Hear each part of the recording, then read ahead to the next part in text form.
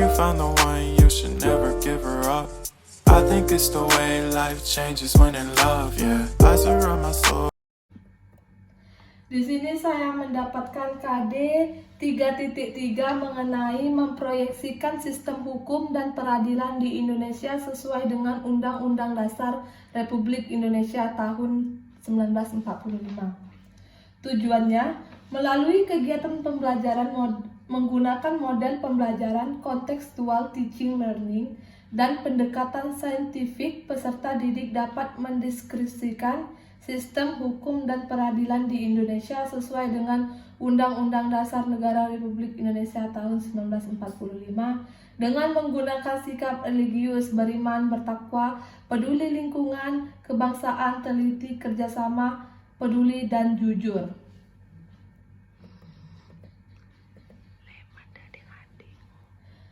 Adapun materinya sebagai berikut.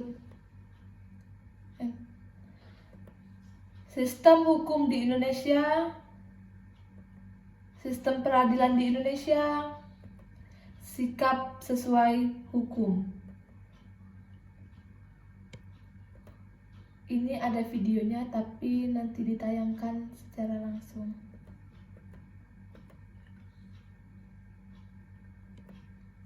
Sistem hukum di Indonesia, makna dan karakteristik hukum.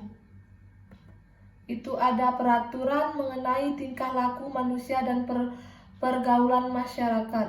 Kedua, peraturan dibuat dan ditetapkan oleh badan resmi yang berwajib. Tiga, peraturan itu bersifat memaksa. Keempat, sanksi terhadap peraturan adalah tegas. Selanjutnya itu sistem hukum di Indonesia. Penggolongan hukum. Yang pertama itu ada berdasarkan sumbernya, berdasarkan tempat berlakunya, berdasarkan bentuknya, berdasarkan waktu berlakunya, berdasarkan cara mempertahankannya, berdasarkan sifatnya,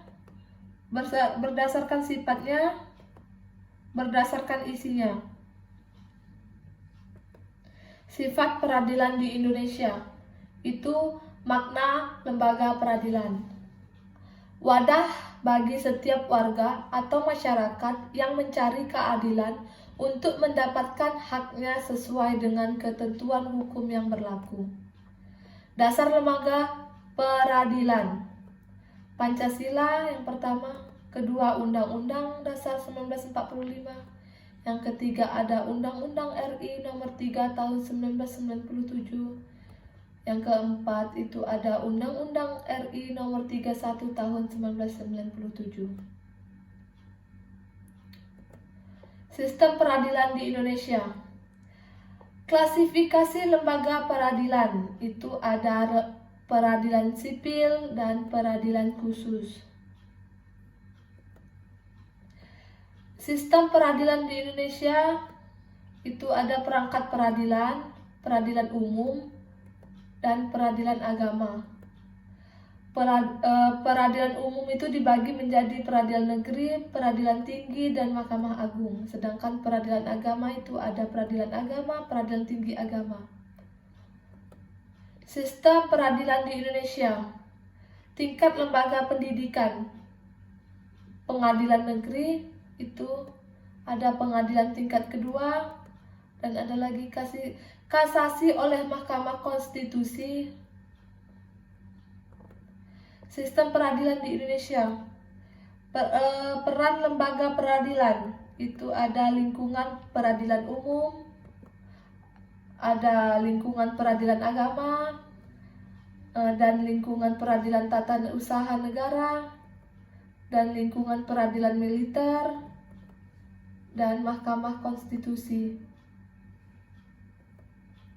Sikap sesuai hukum, itu ada hukum dijalankan ya warga negara yang baik, tidak mendapatkan sanksi. Diproses sesuai hukum terkait. Mungkin itu saja mengenai materi yang saya bawakan sesuai dengan KD 3.3. Saya ucapkan terima kasih.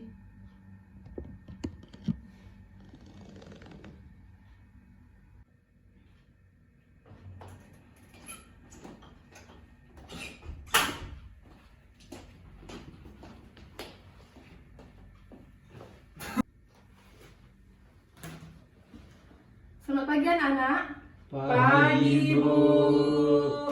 Baiklah, sebelum Ibu memulai pelajaran pada hari ini, ada baiknya ketua kelas memimpin doa terlebih dahulu. Mana ketua kelasnya ini?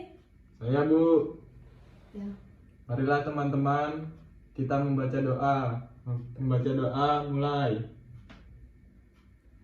Selesai. Sebelum kita mulai pelajaran, ada baiknya Ibu absen dulu ya. Yesi, Saya, Bu. Dian, Hadir, Bu. Anggi, Hadir, Bu. Siska. Sakit, Bu. Hadir. Sakit ya? Baiklah anak-anak, kita hari ini akan membahas mengenai sistem hukum dan peradilan di Indonesia sesuai dengan Undang-Undang Dasar Negara Republik Indonesia tahun 1945. Itu ada 3 macam. Yang pertama mengenai sistem hukum di Indonesia. Yang kedua, sistem peradilan di Indonesia, dan yang ketiga, sikap sesuai hukum. Di sini Ibu ada video mengenai contoh dari sikap yang melanggar hukum. Ibu akan tayangkan ya.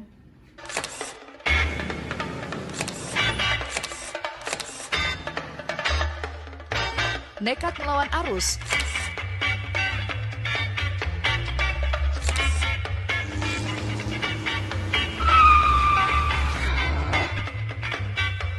Memutar sembarangan di tempat terlarang.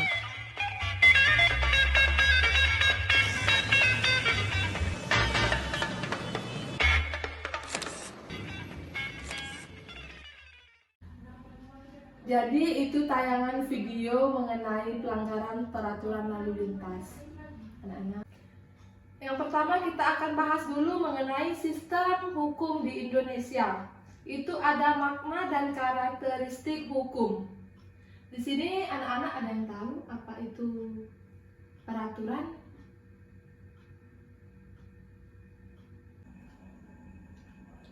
Nggak tahu, Bu. Jadi anak-anak, peraturan itu adalah patokan yang dibuat untuk membatasi tingkah laku seseorang. Biar Ibu jelaskan mengenai makna dan karakteristik hukum. Itu ada 4 bagian. Yang pertama mengenai tingkah laku manusia dan pergaulan masyarakat. Yang kedua, peraturan dibuat dan ditetapkan oleh badan yang resmi yang bertanggung jawab. Dan yang ketiga, peraturan itu bersifat memaksa. Dan yang keempat, sanksi terhadap peraturan adalah tegas. Baiklah, kita masuk ke sistem hukum di Indonesia. Itu ada beberapa penggolongan hukum. Yang pertama berdasarkan sumbernya, dan yang kedua berdasarkan tempat berlakunya, dan yang ketiga berdasarkan bentuknya, dan yang keempat itu berdasarkan waktu berlakunya, dan yang kelima berdasarkan cara mempertahankannya, yang keenam berdasarkan sifatnya, yang ketujuh berdasarkan isinya. Baiklah, di sini anak-anak ada yang ingin ditanyakan mengenai penggolongan hukum? Ibu persilakan ya. Baiklah, kalau anak-anak tidak ingin bertanya, Ibu lanjut lagi ya mengenai sistem peradilan di Indonesia. Itu makna lembaga peradilan. Di sini ada yang tahu maknanya? Oke, kalau nggak ada yang tahu, Ibu jelasin ya. Wadah bagi setiap masyarakat yang mencari keadilan untuk mendapatkan haknya sesuai dengan ketentuan hukum yang berlaku. Dan ada dasar lembaga peradilan, yaitu Pancasila, Undang-Undang Dasar 1945, Undang-Undang RI tahun 1997, dan ada Undang-Undang RI nomor 31 tahun 97. Jadi sistem peradilan di Indonesia itu ada klarifikasi lembaga peradilan. Itu dibagi menjadi dua, ada peradilan sipil dan peradilan khusus. Maksud dari peradilan sipil itu lingkungan peradilan di bawah Mahkamah Agung yang menjalankan kekuasaan bagi rakyat pencari keadilan. Dan peradilan khusus itu adalah pengadilan yang mempunyai kewenangan untuk memeriksa, mengadili, dan memutuskan perkara tertentu yang hanya dapat dibentuk dalam suatu lingkungan badan peradilan di bawah Mahkamah Agung yang diatur dalam undang-undang. Dari yang Ibu sampaikan di sini, anak-anak ada yang kurang jelas? Jelas Bu. Ada yang ingin ditanyakan? Tidak ada. Oke, baiklah. Kita dari pelajaran mengenai peraturan tadi, kita sebagai warga negara Indonesia kita harus taat dengan peraturan. Contohnya di sekolah, bagi siswa yang laki-laki tidak boleh berambut panjang. Itu bagian dari menaati peraturan juga. Oke lah, kalau tidak ada yang ditanyakan lagi, Ibu cukupkan sampai di sini. Ibu ucapkan selamat pagi. Pagi Bu.